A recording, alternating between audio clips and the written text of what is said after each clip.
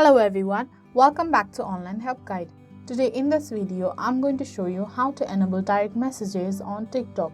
So watch this video till the end. First, open up your TikTok app, then tap on Profile that is on the bottom right corner of your screen. Now tap on three horizontal lines on the top right corner. A menu will pop up, tap on Settings and Privacy. On Settings and Privacy page, tap on Privacy. There you will see many options. Tap on Direct Messages and again on Direct Messages. There you will see a menu. Tap on Followers you follow back and people you send messages to. So that is how you enable direct messages on TikTok.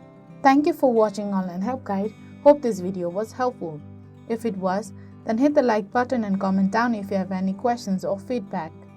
Also, if you are new to our channel, subscribe and hit the bell icon on our channel so that you don't miss our upcoming videos.